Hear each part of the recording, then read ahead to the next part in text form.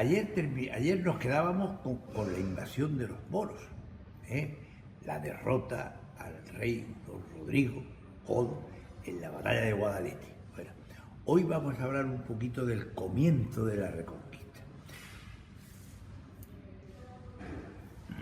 La Reconquista, o sea, los moros estuvieron en España 7 siglos, 700 y pico años, que dice mucho, y ya hablaremos porque en todo ese tiempo pasó muchas cosas, tanto en el lado de los moros como en el lado de los cristianos. Pero vamos, lo curioso es que los moros llegaron hasta el norte de España. Allí, en Asturias, fue donde se le empezó a hacer frente de la mano y capitaneado por un tío fenomenal que se llama Don Pelayo. Debí hablarle. Don Pelayo era un tío alto, fuerte, manejaba la espada estupendamente, montaba a caballo divinamente, y era pariente de don Rodrigo, el último rey Godo, pariente cercano, pero él vivía en Asturias, y ahí tenía una novieta muy guapa, que se llamaba Eguilona.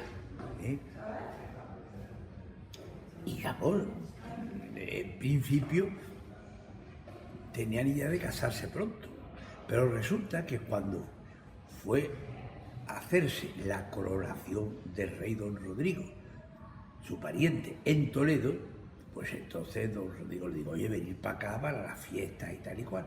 Y entonces don Pelayo iba por un lado y Eguilona iba con su madre, pero su madre, pues claro, como todas las madres, pues quería lo mejor para su hija, pero se quería, dice, bueno, a ver si en Toledo allí, que resulta que va a acudir mucha gente importante, pues a lo mejor encontramos un partido para mi hija mejor que don Pelayo.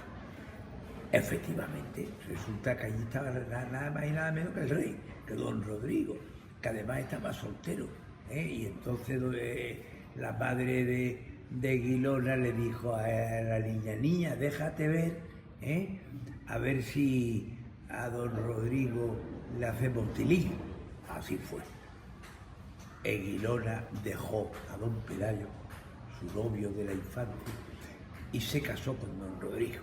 Bueno, llega la batalla de Guadalete, como te he dicho antes, don Rodrigo muere, y Eguilona, la mujer que, pues resulta que va y se casa con la hija de Muza, o sea, con la hija del moro, perdón, con el hijo del moro, que había matado a su marido, va y se casa. Entonces Eguilona pues se traslada a Córdoba. Pero claro, resulta que don Pelayo, que había participado en la batalla, no perdió la vida, gracias a Dios, pero estuvo cautivo. Dice la gente que estuvo cautivo en Antequera, aquí al lado de Málaga, en Antequera, y estuvo ahí cautivo y reponiéndose. Y cuando ya estaba un poquito más repuesto de las heridas, su antigua novia, que ahora estaba casada con el moro, pero claro que en el fondo todavía le guardaba un cierto cariño a don Pelayo.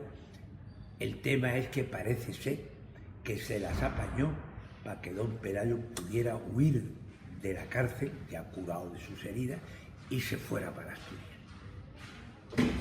Entonces en Asturias hay muchas montañas,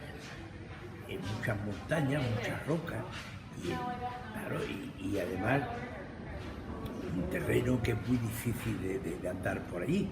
Hay que andar con unos zapatos especiales y tener además mucha práctica en aquello.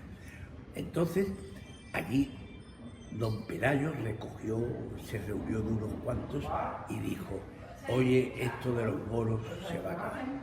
Aquí hay que echarlos como sea, porque son unos salvajes, no creen en Dios, están muy equivocados con lo de Mahoma y además,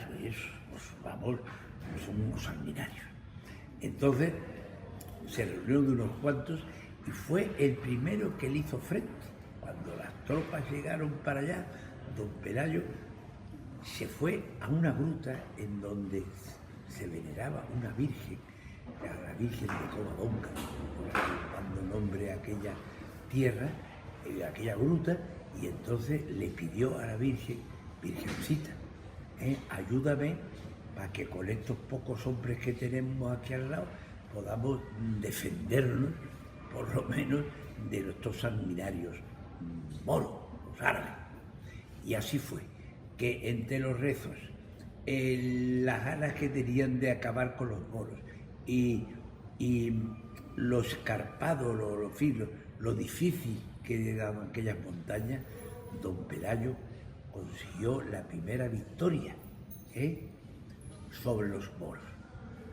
Y ya por lo menos aquel reducto del norte de España quedó con don Pelayo.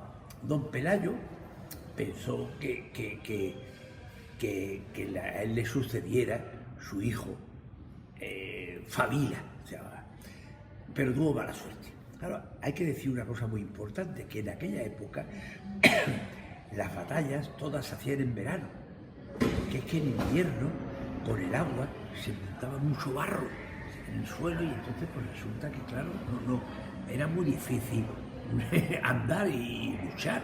Entonces, en invierno, los soldados estaban en el fuego practicando y ejercitando, pero en verano es cuando guerreaban. Entonces, por eso las guerras duraban mucho, porque se interrumpían siempre cuando llegaba el mal tiempo. Bueno,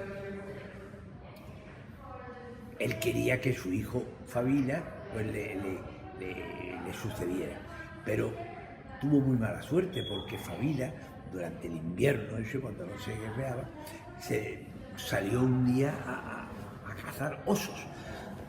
Los osos había muchos en Asturias y eran muy importantes porque tenían una carne muy buena y tenían una piel que agregaba mucho. No, pero el oso, cuidado. Además, el oso tiene una cosa muy original, que el oso te pega así con la mano, pero con lo que te mata realmente es con el abrazo. O sea, te coge, te abraza y es que te espachurra. Por eso, la forma más segura, dentro de lo que cabe, de matar al oso, es ponerte aquí en la barriga un cuchillo, bien amarrado, mirando para el oso, y dejarte que te abrace el oso.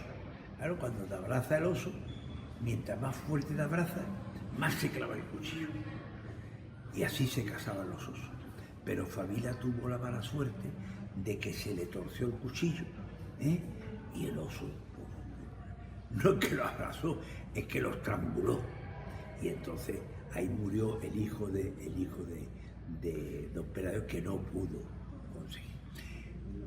Durante todos esos 7 siglos que luchó la reconquista, que duró la reconquista, que se inició con don Pelayo, pasaron cosas estupendas y enormes, tanto en la parte de los cristianos como en la parte de los moros. Y eso te voy a hablar en el capítulo siguiente, pero yo te voy a hablar de una cosa muy graciosa. A mí por lo menos me hace mucha gracia. Que entonces, en esa época, de esos 7 siglos, ya te he dicho que las batallas eran en verano, que en invierno, ¿no? Y entonces era muy normal que los reyes iban a las batallas con todos los tesoros que tenían. Como no había bancos ni cajas fuertes donde guardar sus riquezas, los reyes iban a donde fuera con los tesoros. Entonces, cuando había una batalla, el que ganaba tenía 3 triunfos. 1, el del territorio que había ganado. 2, el llevarse el tesoro real que había perdido. Y tercero, que también era muy importante, es el llevarse cautivo, como esclavos, aquí a lo que quisiera. Entonces los moros tenían mucho interés en todo eso, pero entre los cautivos lo que más les interesaba eran las cautivas. Y se llevaban a las jóvenes cristianas. Por eso, en Córdoba y en Granada había muchas cristianas que habían sido cogidas prisioneras y que después tenían hijos con los moros. Por eso había mucho parentesco entre los cristianos y los descendientes de los moros. Por ejemplo, Abderramán III, que es un rey moro importantísimo, el que hizo la mezquita de Córdoba, pues resulta que era pariente de Doña Toda, que era la reina de Navarra, pues era pariente. Entonces resulta que un sobrino de Doña Toda se llamaba León el Craso, porque era muy gordo, tan gordo que no le dejaban reinar, y entonces le desfenestraron. Desfenestraron significa echar por la ventana. En fenestra es ventana en latín. Entonces, Sancho el Craso, cuando dejó de ser rey, fue a Doña Toda, su tía, y le dijo: Toda, me han echado por gordo.